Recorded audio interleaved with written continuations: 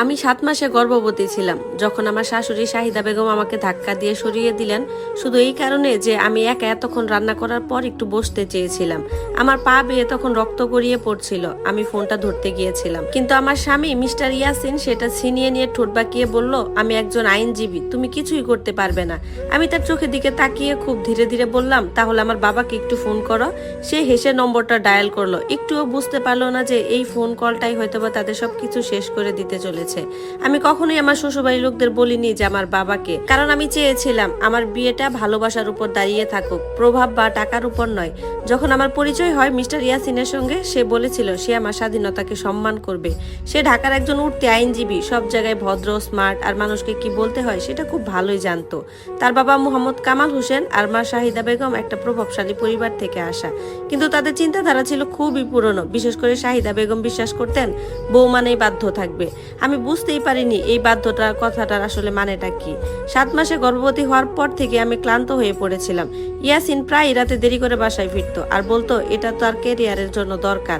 শাহিদা বেগম সবকিছু নিয়েই আমাকে ছোট করতেন, আমি কিভাবে হাঁটি, কিভাবে কাজ করি, এমনকি কিভাবে আমার গর্ভধারণ চলছে সেটাও। তিনি বলতেন আমাদের সময় মেয়েরা এত নরম ছিল না। আমার শ্বশুর মশাই কামাল হোসেন খুব কম কথা বলতেন, কিন্তু তার নীরবতা যেন সবকিছুকে আরো কঠিন করে তুলতো।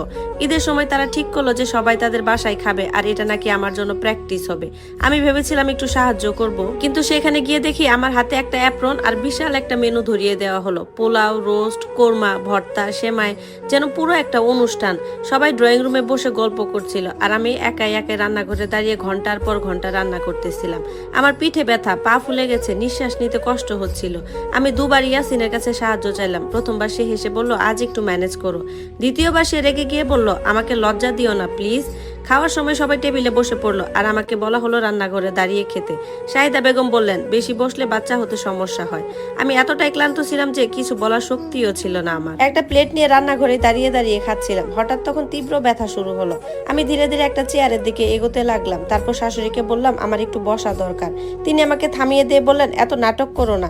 আমি তবুও পাশ কাটিয়ে যাওয়ার চেষ্টা করলাম। ঠিক তখনই তিনি আমাকে জোরে, আমি সেখান থেকে ছিটকে গিয়ে টেবিলের সাথে আঘাত করলাম। প্লেটটা পড়ে ভেঙে গেল আর তীব্র ব্যথা পেটের ভেতর ছড়িয়ে পড়লো।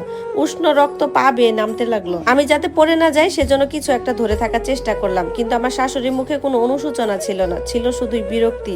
ইয়াসিন তখন দৌড়ে এসে সব দেখলো, কিন্তু আমাকে সাহায্য করার বদলে সে আমার ফোনটা ছিনিয়ে নিল আর বলতে লাগলো, আমি একজন আইনজীবী, তুমি কিছুই করতে পারবে না। আমি তার চোখের দিকে তাকিয়ে শান্তভাবে বললাম, তাহলে আমার বাবাকে ফোন করো। সে হেসে এসে নম্বরটা ডায়াল করলো। একটুও বুঝতে পারলো না যে এই ফোন কলে তার জীবনকে দুভাগে ভাগ করে দিতে চলেছে। ফোনটা কানে নেওয়ার সময় ইয়াসিনের ঠোঁটে সেই অবহেলার হাসিটা লেগেছিল। সে ভাবছিল এই কলটা হয়তোবা আরেকটা ড্রামা ছাড়া আর কিছুই না, কিন্তু আমি জানতাম এই কলটাই সবকিছু বদলে দেবে। ফোনটা কয়েকবার রিং হওয়ার পর উপাস থেকে খুব শান্ত গভীর একটা কণ্ঠ ভেসে এলো। হ্যালো।